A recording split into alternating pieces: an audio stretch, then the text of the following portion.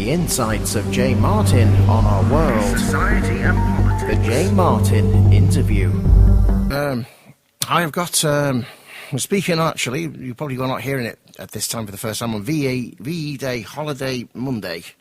And that's not really relevant to it, but we're talking about that recently. I'm introducing you James Martin again to 1 and 7 Talk. And we're talking about the Supreme Court decision that seems to have drawn a line in the sand saying, oh, there's only male and female gender, and whatever it is in life, your situation, whether it's even physically, psychologically, or whatever it is, you've just got to fall in these two genders, and that's not gone down very well, obviously, especially as there's something called intersex, which actually seems to be a situation where scientifically one could be of no specific male or female gender. So that's an interesting point to start with. I presume that you've more than heard of the term intersex. Oh yeah, and it's good to be back, Michael. And well, as a historian, I suppose to start off with is there have always been, and it has always been understood that there are three sexes in our species. That is to say, male, female, and either a mixture of both or absence of both. And you probably have heard of the god Hermes, Hermes Trismegistus, meaning Hermes the thrice blessed. The union of both sexes is where we get the term hermaphrodite from. Oh, yeah, well, I was thinking that, yeah. There's an entire spectrum of how that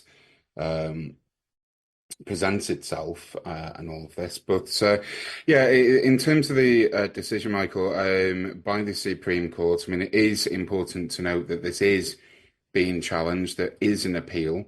One of the only trans, I think the only trans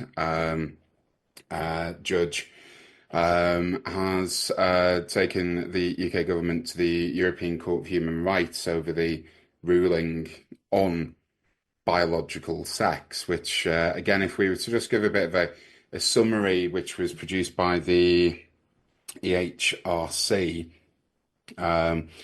Equalities Human Rights Commission, this is to say that the decision and the amendment to what's known as the Equality Act from 2010 defines a biological woman or girl as being someone who was born female, and also a man is someone who's recording in progress, who's biological man or boy.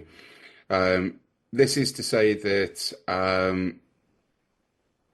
we've got to come down to it. This is to do with gonads. That is the correct term. That is to say, whether you have external or internal gonads, or again, the absence of or both, and everything in between there.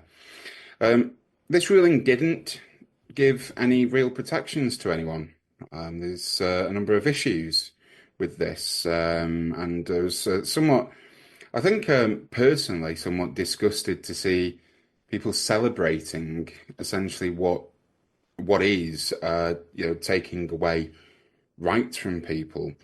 And certainly some of the interviews with the ilk of the likes of J.K. Rowling and what have you, which is essentially, again, celebrating, this protection for women. The reality is it doesn't protect anyone. It's, it's a name change, but it's a step backwards for those of us that have been, seeking to celebrate and improve the rights to people who are trans. The arguments have been around which toilets people can go to, and this constant issue that comes up with changing rooms. Well, I suppose what we've got to ask now is, does this extend to the home? I'm assuming everyone now has to have segregated bathrooms at home, male, female, etc. Oh, yeah. Two bathrooms, if you've got them. I've got that in one place, but mostly you don't, do you? No, and again, the arguments with respect to changing rooms, certainly, there have been many arguments with me around, what do we do if we have someone who's, trans, let's say, in the workplace or something like that. And the answer is increased privacy. I mean, I certainly, if ever I'm in a changing room or anything like that, I'd find the darkest corner to go and get changed in because I don't want to inflict my body on anyone else. But this idea that there are people inspecting the genitals of people as they go into toilets, or even changing rooms, as I say, I would suggest that they're probably the problem. The genital inspectors. At the end of the day, you shouldn't go into any changing facilities and necessarily know anyway what sex someone is. How could they possibly do that anyway? Because that's private at least. Although I say in men's toilets, people just line up. You're expected to just line up in front of each other, getting it out in a line of urinals or urinals, and the female one has more privacy built into it by the design. Well, indeed, the argument is for more privacy is what I would be saying. We've also heard, some arguments of late since the judgment that a woman is someone who has a uterus, which is deeply offensive for those people who, let's say, for example, have had their uterus removed, whether that's due to cancer, let's say, or even things like hysterectomies and all of this. So what are we now saying that these people are no longer women down that argument? Now, look, the judgment doesn't go into these complicated issues in itself. But what it has done, I mean, this is what 6-7 days now since the judgment at the time of this recording. We've already seen, the police going back and airport securities going back to it doesn't matter how you identify, and I would just say there's another problem with that. It's not that people identify as, it's not something that you wake up and go, oh, I know, I'm a woman today. Although, yes, I know some people do. The reality is for a lot of trans people is that they've known since a very early age. So it's not a case of identifying. It's a bit like, if we say to someone who's, let's say, gay, lesbian, bisexual, you choose to be gay. Well, I don't think that's the case. I don't think anyone would choose, to be outwardly discriminated against in any way. It's not a choice. This is who you are. So we have seen airport security. We will inspect you. We will do security checks, irrespective of how you present yourself.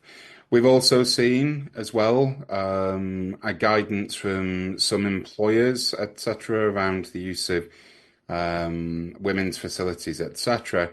And this is also problematic. For example, whilst we saw a lot of celebration from a very thin slither of society, the so-called TERFs, getting very excited about this judgment, it's really curious to me that people who are born biologically female, who have transitioned into men, are now, are expected to use women's toilets. So we are going now to see with this judgment, we are going to see people who maybe externally present as a man who have transitioned are men, in my view. But the Act now says, actually, because you were born with internal gonads, that instead you need to use these particular toilets, let's say, based upon policies of that workplace, employer, or public facility, which is going to make people feel much more uncomfortable. Should they feel discomfort anyway. It's all of this seems to be, in fact, a sort of step into the world that we're moving into, which is that of more inequality in discrimination, as opposed to looking at ways in which people can better live with each other. You know, the idea that you're trans doesn't take away the importance of the rights of women in any way.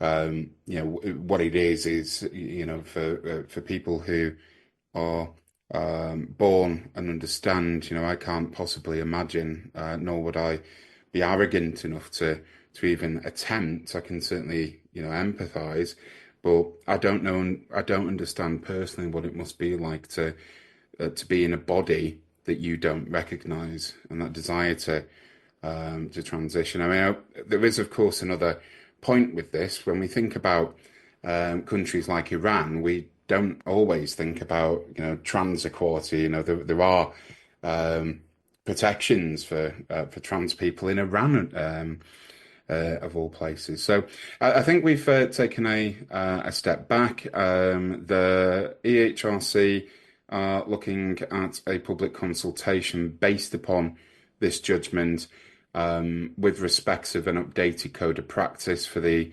UK government, and they're aiming to get the guidance to the government by the end of June. This will assist with employers, but yes, I think this is a deeply problematic judgment, and it doesn't make people feel. Sorry, it doesn't make people more protected. Instead, this is taking something away, and that's just my view. So we could talk about, obviously, you know, that there seems to be a prejudice for some people to fear people being potentially sex offenders, and that sort of rhetoric seems to exist with maybe the TERF debate, although they would probably be able to defend it. But what we could ask is, I've got to say, Michael, sorry to interject, as you know, someone who is LGBT. It doesn't take too much reading to go back to the 90s, the 80s, and before, where if you were gay, I mean, we saw in the film Pride, for example, you know, based on real events, people being called perverts, you know, people who are gay, you know, being referred to as paedophiles, etc., etc.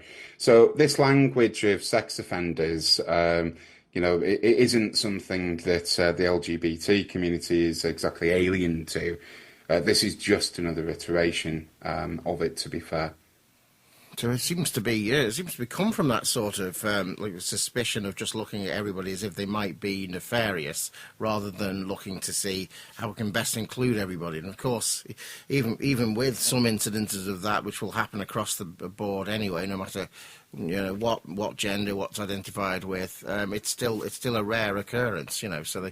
But one thing I could ask, and it hasn't been asked enough, is really is why have we got this judgment? Why did it come about?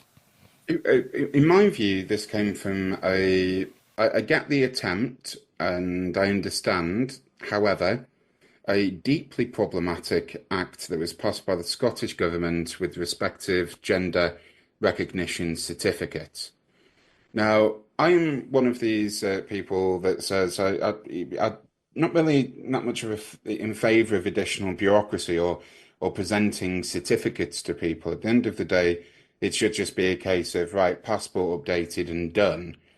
However, this is on the back of the Scottish Government that introduced these gender certificates. A challenge was then inevitable, because there were those who then started to make arguments about, oh, will people be recognised, you know, if they identify as a dog? You know, we heard all of this this nonsense. But this essentially is where this act has been amended, and where this challenge has come from. In essence, yeah. Well, look, what can I say? There is a degree of legal clarity, I suppose, but I would argue that in fact, you know, this judgment is fundamentally flawed, and I wait to see what happens at the appeal. I was wondering, obviously, if someone was driving it or there was a campaign for it, but it's clarifying Scottish legislation. Well, I think yeah. Again, in essence, these gender recognition certificates, the GRCs, have been essentially, become null and void as a result of this. Um, and again, you have, I mean, there are so many conditions. I mean, let's talk about this. This is to do with sex.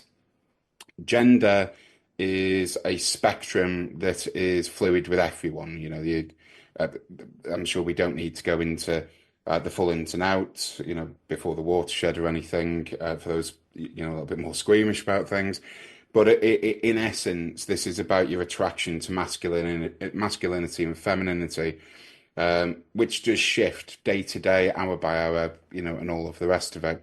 Now, it doesn't mean that, you're heterosexual and, you know, let's say, and then, suddenly you become more attracted to masculinity, and therefore you're homosexual. It's not like that. It's just a great spectrum in which you fluctuate. There's a reason why. Well, there's lots of reasons, and I know we spoke off air, so I'm avoiding some of the Oh yeah, when you give me, nuances with this because well, it sounds like an explanation of sexual orientation, and that isn't something by choice. You find who you're attracted to, and what turns you on is something that happens to you, more or less. You don't think, well, I want to be turned on. I want to be this orientation. So that is well, again, something. yes, our orientation is slightly different to things like gender, and certainly attraction and what have you. You could, let's say, if you're a gay man, you could be more attracted to more effeminate men, but the attraction's to the man. You could also be attracted to more masculine men, but the attraction's to the man. So sexual orientation and gender again are linked, of course, but in fact we're talking about two separate things. What this judgment is about, however, is to do with sex, and if you're born and let's say you don't have, let's say there's a condition with respects of descended testicles, could you be gendered on birth?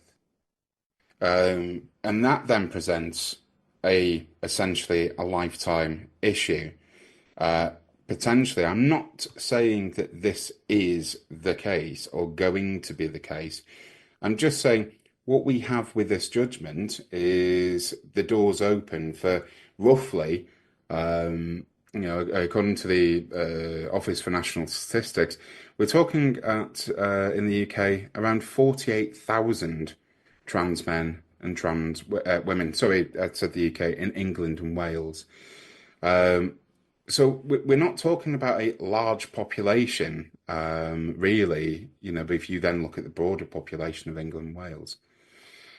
Again, this judgment around, protecting women. Well, again, taking away from something, from people doesn't protect you. We should be looking at why people feel vulnerable. We should be looking at some of the toxic masculinity, for example. We should be looking at things like this, not attacking a thin sliver of essentially intolerance and really for issues that just don't affect you. I think it's true to say that most people will, I don't know, finish work or, they might have been out or, whatever it is that they're doing. For a majority of people in the country, this won't even entered their mind. No, because So they're looking at tackling a very, very slim slither of the population, and a very, very small slither again of that population who might be predatory. But really, I think what you've essentially said is you just need to tackle in general predatory behaviour and come up with solutions to it, whoever is perpetrating it, and that would be the most logical way of looking at it. Exactly. Assault's assault. It doesn't know race, sex, or creed. It's assault. Focus on the assault. You've got other problems as well now, I suppose, which is, and nothing about this judgment talks about outward characteristics. That is to say, we have seen some Olympians in the past few years, who have been accused of being a different sex, etc., or even a different race in a few instances, because of their external appearance. It's we're getting into essentially we're making value judgments on the way that people look. Because of gender appearance, which may well not tell you the story as well. I'm just making judgments because other than that, you can't literally inspect what is beneath the trousers. So for people inspecting, they may be going, oh, you look more masculine than or more feminine. So so the one thing that maybe is hard to address is should there be strictly police gender segregation in sports? Because you do have a very obvious big gender segregation with male football and women's football and other professional sports, and now the FA has said that they are banning transgender inclusion in those sports. So what do you think about that? What approach do you think should actually be taken? Well, yeah. Don't like football. I think my view on the FA generally is I wouldn't be listening or following them in terms of anything to do with equality. Certainly the treatment of women in the past has been appalling. But again, the problem here is the term segregation. Nothing good in human history has resulted from segregation. Now, I don't know if there are to be trans sports or whatever.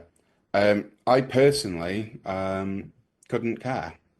I couldn't care less. Obviously, sports fans will debate it, won't they? Because it's a bit like if someone's a man, at the end of the day, why can't they? Well, they have an answer, and I mean, is this and that is. And again, this is the argument that isn't being presented too much so in the media. What we've got to do is also, well, again, if you're born biologically female and you have transitioned into a man, does this mean that you now have to compete in women's games because of your legal sex, I suppose it is now pending appeal? In which case, how is that going to go down with sporting fans? We have lots of problems with this. And again, none of this is actually about the definition of a sex. Judgments like this, if they're defined by a discriminatory attitude, which I wholly believe this judgment was, we are now presented with problems of things like sport. We should be looking, in fact, of more inclusive practices. Well, what they say is that there is a simple strength difference, so it would give people an unfair advantage. That is actually hard to argue with, and that's the reason why men and women's football is segregated. I'm not the greatest sports fan in the world either, but I'm just looking at the logical position. And so that if you cross those genders, you have an unfair advantage either way. I don't know. So, could you do muscle tone tests? Could you do weight tests, for example? I mean, it's something that occurs I think it occurs in boxing, where they will do weight testing. They order it by weight, don't they? They order it by the strength, literally. In that case, you do it by muscle strength, and then if you can lift, or if you can run, or if you can do whatever at this level, then irrespective of segregation in sports, then you can play multi-sex because you have the ability in theory to run up and whatever. Just an idea off the top of my head, and it is difficult to argue. I do get that it is, but it's not an argument that's affecting anyone's lives.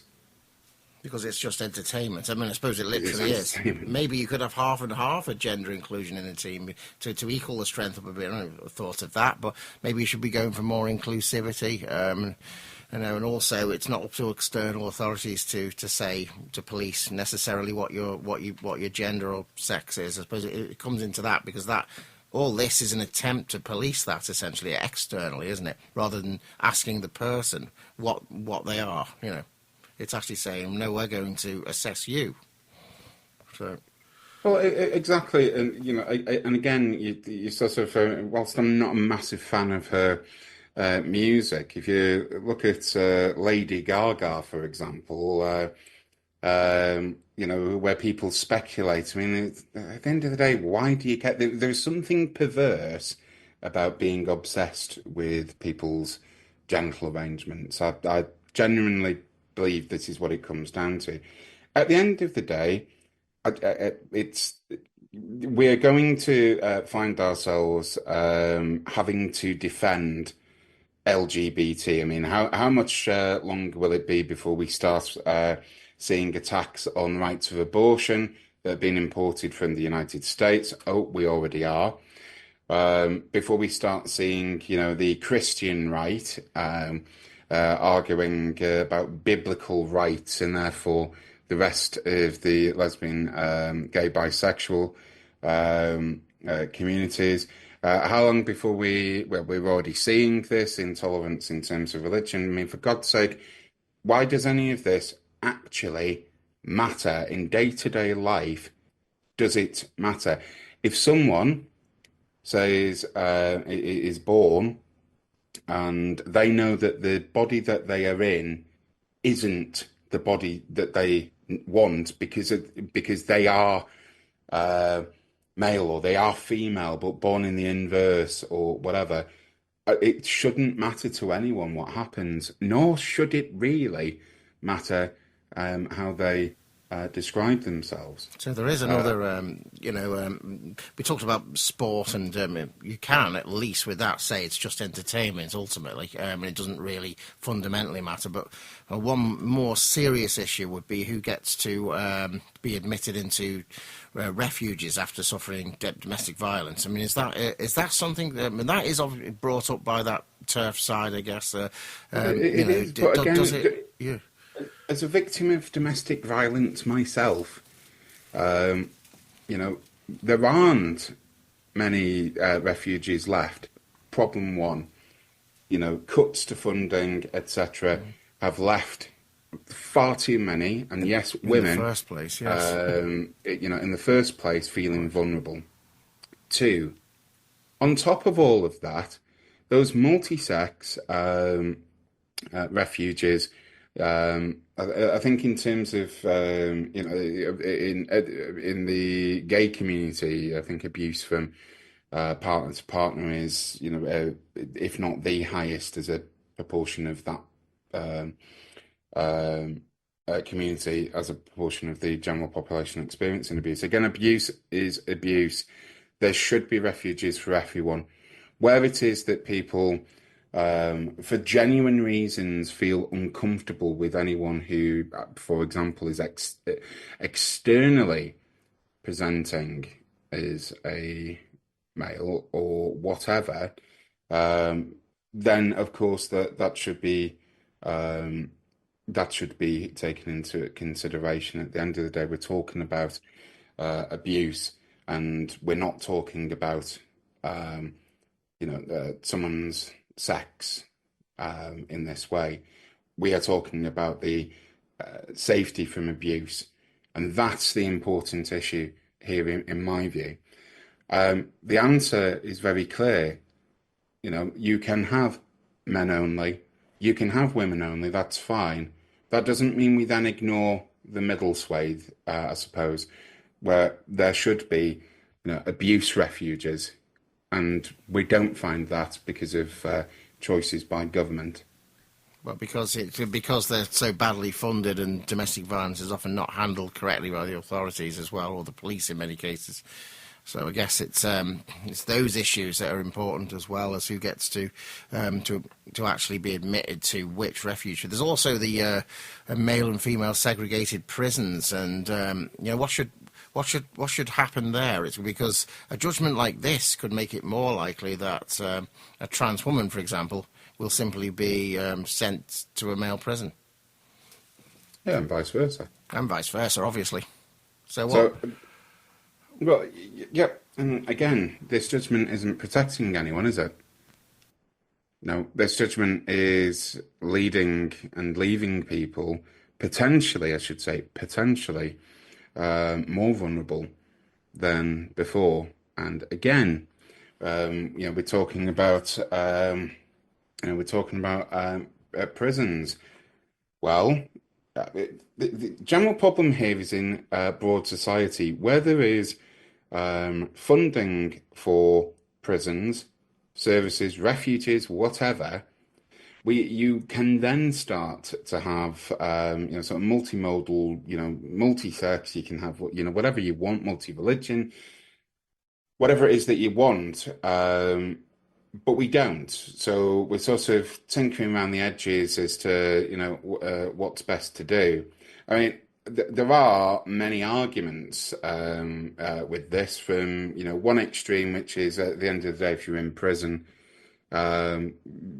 tough. To my view with this, which is essentially rehabilitation, is much more effective in the long run. If you look, for example, towards Scandinavia, where they have the lowest rates of recidivism. Recidivism in the say world. That word. Yes. But yes, and all of that. But again, they have fully supported and funded services where we're not tinkering around. Have we got enough room for this, and are we going to have to swap people for that, and all of the rest of it. So it's just coming to the end of the meeting